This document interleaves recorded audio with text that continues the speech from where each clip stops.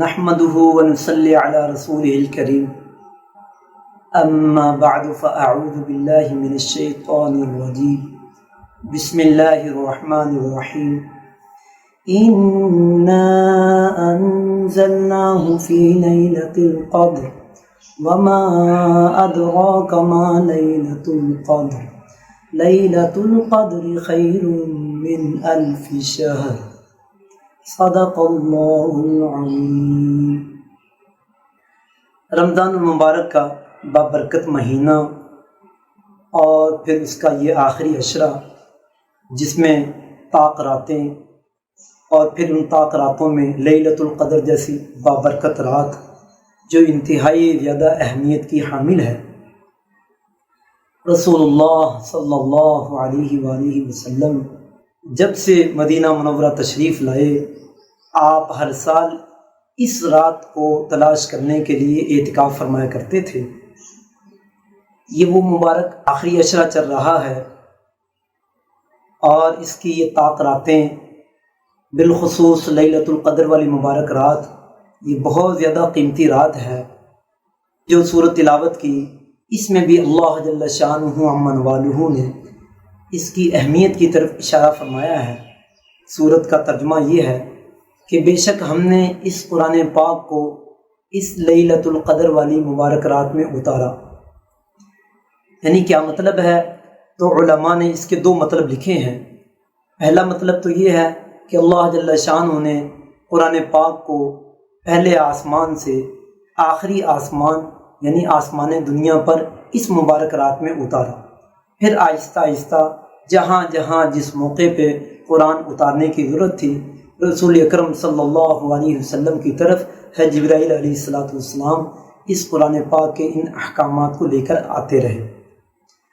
اور دوسرا مطلب علماء نے یہ لکھا ہے کہ رسول پاک صلی اللہ علیہ وسلم کی طرف جو قرآن کا نزول ہوا، پہلی وحی کا نزول ہوا، وہ اس مبارک رات میں ہوا۔ یہ دوسرا مطلب بھی علماء نے اس آیت کی تفسیر میں لکھا ہے۔ بہرحال یہ دراصل اس لیلۃ القدر والی مبارک رات کی اہمیت کی طرف اشارہ ہے کہ ہم نے قرآن پاک کو اس مبارک رات میں اتارا۔ دیکھیے جب کسی بڑے کی بات ہوتی ہے تو بڑے کی بات بھی بڑی ہوتی ہے، اور چونکہ قرآن پاک اللہ جل شانہ کا کلام ہے اور ضابطہ یہ ہے کلام الملوک ملوک الکلام، بادشاہوں کا کلام کلاموں کا بادشاہ ہوتا ہے، تو اللہ جل شانہ کا کلام جس کو اللہ جل شانہ نے اس مبارک رات میں اتارا، اللہ کا کلام جو سارے کلاموں کا بادشاہ ہے، جب وہ اس مبارک رات میں اتارا گیا تو آپ اس مبارک رات کی اہمیت کا خود ہی اندازہ لگا لیں۔ رسول اللہ صلی اللہ علیہ وسلم نے ایک موقع پہ بنی اسرائیل کی لوگوں کی عبادت کا تذکرہ کرتے ہوئے آپ نے ایک آدمی کا ذکر فرمایا کہ ایک آدمی نے 1000 سال جہاد کیا، ایک لمحہ بھی اس میں خطا نہیں ہوا، اور اسی طریقے سے چند اور بنی اسرائیل کے لوگوں کی عبادت کا آپ صلی اللہ علیہ وسلم ذکر فرمانے لگے۔ اس کو سن کر صحابہ کرام میں ایک نیکی کے حرص اور ذوق پہ سوال کیا رسول اللہ صلی اللہ علیہ وسلم سے کہ اللہ کے حبیب صلی اللہ علیہ وسلم یہ لوگ تو پھر ہم سے آگے نکل گئے اور ہم تو ان سے پیچھے رہ جائیں گے۔ تو پیارے حبیب صلی اللہ علیہ وسلم ابھی خاموش ہی تھے کہ حضرت جبریل علیہ السلام یہ صورت لے کر آئے، سورۃ القدر، کہ جس میں فرمایا گیا وما ادراک ما لیلۃ القدر، اور آپ کو معلوم ہے کہ وہ مبارک رات یعنی لیلۃ القدر والی مبارک رات وہ کتنی عمدہ رات ہے، اس کی اہمیت کیا ہے، اس کی قدر و قیمت کیا ہے، اس کی شان و شوکت کیا ہے۔ خود اللہ میاں نے آگے جواب دیا لیلۃ القدر خیر من الف شہر، کہ یہ مبارک رات تو 1000 مہینوں سے افضل ہے، 1000 مہینوں سے افضل ہے، یہ مبارک رات 1000 مہینوں سے افضل ہے۔ یعنی ایک طرف آدمی کی پوری زندگی اور دوسری طرف یہ ایک رات، اس کی اہمیت اس کی عبادت ساری زندگی سے بڑھ کے ہے، اور بلکہ اس میں یوں فرمایا کہ 1000 مہینوں سے افضل ہے، 1000 مہینے نہیں کہا، جبکہ 1000 مہینوں کی تقریباً جو گنتی بنتی ہے وہ 83 سال 4 ماہ کچھ دن بنتی ہے، اور اس میں یوں فرمایا گیا کہ یہ 1000 مہینوں سے افضل ہے، اور جو الفاظ ذکر کیے گئے خیر من الف شہر، خیر عربی کلام میں سب سے طاقتور کلمہ ہے خیر، اور جیسے اللہ اکبر، یہ دراصل یہ لفظ اس میں تفضیل یعنی افعل کے وزن پر ہے، اور افعل کے وزن پر آنے والا لفظ سب سے زیادہ طاقتور معنی رکھتا ہے، جیسے اللہ کے مبارک نام میں، جیسے اذان کے شروع میں اللہ اکبر، کہ اکبر سب سے، اللہ جل شانہ سب سے بڑے ہیں، اس کا یہ معنی ہے۔ تو خیر میں قانون لگا، تو قانون سے یہ اخیر سے خیر بن گیا، دراصل یہ اخیر افعال کے وزن پر ہے تو اس پہ قانون لگا، تو اس کا مطلب یوں نکلا کہ یہ 1000 مہینوں سے کئی گنا بڑی ہوئی ہے۔ اب یہ کئی گنا کتنا ہے؟ 10 گنا، 20 گنا، 50 گنا، 80، 100 گنا، ہاں جی تعین نہیں بتلائی، تو 1000 مہینوں سے کئی گنا بڑی ہوئی ہے۔ یعنی آدمی کی اس رات میں عبادت کے اندر اخلاص اور اس کا تقوی اور اس کے لیے لاہیت اور اللہ کے سامنے وہ خشوع خضوع اور اللہ سے اس رات میں راز و نیاز میں باتیں کرنا، وہ جس قدر اس کا اخلاص تقوی اونچا ہوگا اس اعتبار سے اللہ جل شانہ اس کو نوازیں گے۔ تو اس اعتبار سے اس کا مطلب یوں نکلا کہ ایک طرف ایک رات اور دوسری طرف آدمی کی ساری زندگی، بلکہ ساری زندگی میں بھی آپ یوں سمجھیے کہ اس وقت ہمارے 14 سے 15 سال کی عمر تک تو بچپن کا زمانہ رہتا ہے، اور بچپن کا زمانہ کھیل کود کا زمانہ اسی طریقے سے گزر جاتا ہے، اور جیسے جن ادوار میں میں اور آپ چل رہے ہیں ان موجودہ حالات میں ہمارا بچہ تو 25-30 سال تک بھی اپنے آپ کو فارغ سمجھتا ہے، یعنی 25-30 سال تک اس کے یوں ہی گزر جاتے ہیں، اور یہ بے عقلی والی زندگی ہوتی ہے،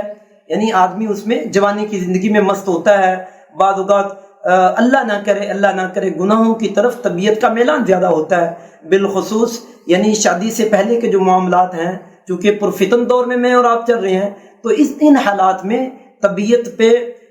شہوات اور اسی طریقے سے جو یعنی غیر اخلاقی حملے ہوتے ہیں وہ بہت زیادہ ہوتے ہیں، تو اس طریقے سے یہ گناہوں والی زندگی بھی ہوتی ہے، اللہ ہم سب کی حفاظت فرمائے۔ تو ایک طرف یہ 30 سال اور دوسری طرف رسول اللہ صلی اللہ علیہ وسلم اپنی امت کے بارے میں جو اوسط عمر بتا رہے ہیں، آپ نے یوں ارشاد فرمایا اوسط عمر امتی 60 و 70 سنہ، کہ میری امت کی درمیانی عمر 60-70 سال کے درمیان ہے۔ زیادہ سے زیادہ کوئی آدمی اس زمانے میں 80 سال کو پہنچ جائے، 90 سال کو، 100 سال پورے ہو جائیں، اللہ ماشاء اللہ کوئی یہاں تک پہنچ جائے، ورنہ عام طور پہ 60-70 سال۔ تو آپ اندازہ لگائیں کہ 30 سال ایک طرف رہے اور بقیہ 30 سال بنتے ہیں اس حساب سے، جس حساب سے رسول اللہ صلی اللہ علیہ وسلم نے بتلایا۔ تو کہاں یہ 1000 مہینے 83 سال سے زیادہ لمبی زندگی بنتی ہے، تو آدمی کی ایک طرف یعنی 30 سال زندگی، 30 سال عبادت کے، اور ایک طرف ایک رات کی عبادت 83 سال سے زیادہ لکھی جاتی ہے۔ تو آپ خود اندازہ لگائیں کہ یہ ایک رات کے بارے میں کہا گیا، اور بلکہ یہ جو 1000 مہینے کہا گیا اس آیت میں، یہ 1000 مہینے لیلۃ القدر سے ہٹ کے ہیں، یعنی اس سال کی لیلۃ القدر بھی میں نے پالی، آئندہ سال کی لیلۃ القدر بھی میں نے پالی، تو اس سال کی لیلۃ القدر 83 سال کی عبادت سے بڑھ گئی، اور آئندہ سال کی لیلۃ القدر اور 83 سال کی عبادت سے بڑھ گئے، پھر اس سے اگلے سال کی لیلۃ القدر بھی میں نے پالی تو وہ اور زیادہ 83 سال کی عبادت کا ثواب مجھے مل گیا۔ تو آپ خود اندازہ لگائیں ایک رات میں اللہ جل شانہ اپنے بندوں کو کتنا نواز رہے ہیں، یعنی وہ 83 سال جس میں لیلۃ القدر نہ آتی ہو، آپ سمجھ رہے ہیں نا اس بات کو، وہ 83 سال جس میں لیلۃ القدر والی مبارک رات نہ آتی ہو، اگر مبارک رات آئے گی تو یہ 83 سال الگ الگ شمار ہوں گے۔ تو آپ خود اندازہ گئے اللہ کی کریمی، اللہ کی رحمتوں پہ اور اللہ میاں کے یعنی نوازشوں پہ اپنے بندوں پر اس کی عنایتوں اور اس کی رحمتوں پہ قربان جائیں۔ رسول اللہ صلی اللہ علیہ وسلم نے اللہ جل شانہ عما نوالہ سے امت کو وہ جوہر لے کے دیے، عبادت کی وہ اعلیٰ سطح قائم فرمائی جو اللہ جل شانہ نے پہلی قوموں کو بھی نہیں عطا کی، جو اس امت کو عطا کی۔ اور پھر رسول اللہ صلی اللہ علیہ وسلم نے اپنی حدیث میں بھی اس کو بیان فرمایا، آپ کا ارشاد ہے من قام لیلۃ القدر ایمانا واحتسابا غفر له ما تقدم من ذنبه، کہ جس نے لیلۃ القدر والی مبارک رات میں قیام کیا شب قدر میں